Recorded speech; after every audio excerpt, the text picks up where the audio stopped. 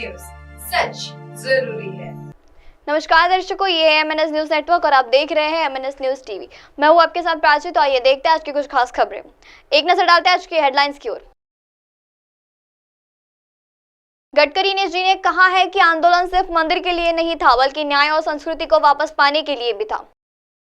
प्राण प्रतिष्ठा से पहले राम मंदिर के गृह सभाग का स्वर्ण द्वार तैयार। कांग्रेस से इस्तीफा, एजीपी में वापसी। आसाम के नेता ने कहा पार्टी के उत्तरी कछार चुनाव को महत्व नहीं दिया जाएगा। आइए देखते हैं खबरें विस्तार से। गडकरी जी बोले आंदोलन सिर्फ मंदिर के लिए नहीं था, बल्कि न्याय और संस्कृति को वापस पाने के लिए भी था। 12 जनवरी को राम मंदिर का उद्घाटन होने वाला है। राम भगवान के प्राण प्रतिष्ठा के लिए सभी हिंदुओं में उत्साह है। इस बीच केंद्रीय मंत्री नितिन गडकरी ने कहा है कि अयोध्या सिर्फ एक मंदिर के लिए नहीं था, एक न्याय सुरक्षित करने के लिए यह आंदोलन किया गया था। आंदोलन भारत के ऐतिहासिक, सांस्कृतिक और विरासत को गौरव और सामान वापस दिलाने के लिए था। राम भगवान का यहाँ जन्म हुआ है, वहाँ राम मंदिर की मौजूदगी देश में रहने वाले सभी लोगों के लिए गौरव और स्वाभिमान का एक प्रतीक है। यह मुद्दा संपादित या जाति संबंधित नहीं था, यह राष्ट्रीय जन भगवान के लिए था। सनातन हमारे देश का इतिहास वही है। हैदराबाद के केंद्रीय मंत्री जी किशन रेड्डी ने रविवार को कहा कि राम मंदिर सिर्फ एक आध्यात्मिक कार्यक्रम है, इसका चुनाव में कोई मतलब नहीं है। देश के हिंदू ही नहीं बल्कि मुसलमान सहित सभी लोग इस शुभ घड़ी का बेसब्री से इंतजार कर रहे हैं। यह पार्टी का कार्यक्रम नहीं है, भारत के साथ साथ दुनिया भर के हिंदुओं के लिए यह एक गौरव का विषय है।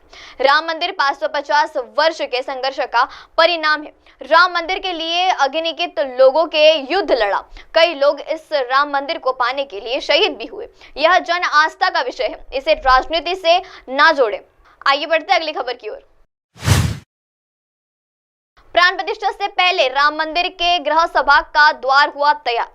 आइए देखते हैं तस्वीरें।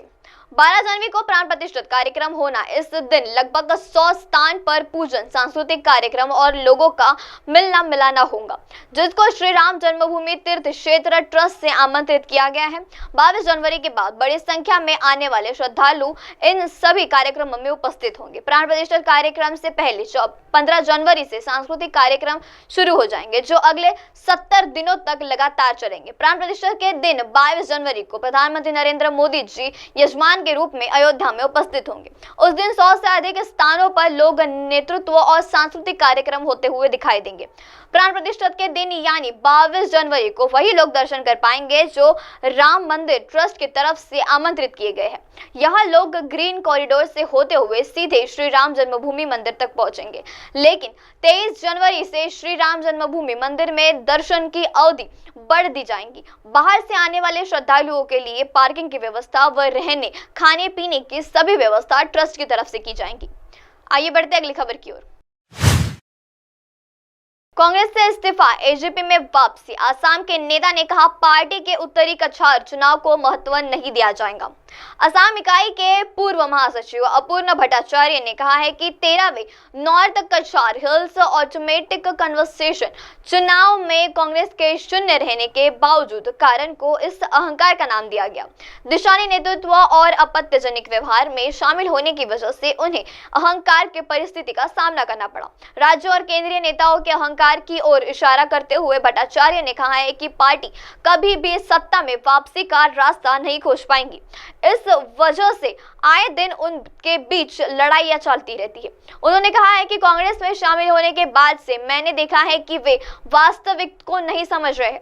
यदि आप दिशा के विपरीत तैरना चाहते हैं तो आपको ऐसा करने के लिए आवश्यक ताकत हासिल करनी होगी और एक उचित योजना बनाते हुए उस दिशा की तरफ जाना होगा। लेकिन ऐसी किसी भी योजना की कल्पना कभी नहीं की जा सकती है और राज्य और केंद्रीय नेतृत्व को यह बात बताने से कोई फायदा नहीं है।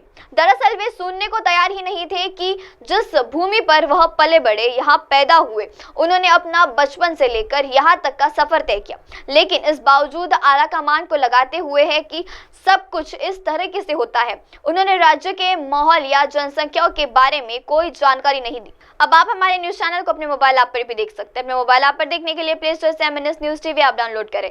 इंस्टा, हाई, ट्विटर, कुक और फेसबुक जैसे कई सोशल मीडिया प्लेटफॉर्म पर हमारा चैनल उपलब्ध है। आप इसे यूट्यूब पर भी देख सकते हैं, आप इसे यूट्यूब लाइव भी देख सकते हैं www.mnsnewstv.com पर। अब वक्त तो चला दर्शकों ब्रेक का। ब्रेक से लौटने के बाद देखिएगा देश और दुनिया की तमाम बड़ी खबरें। बने रहिए MNS न्यूज टीवी पर। नमस्कार।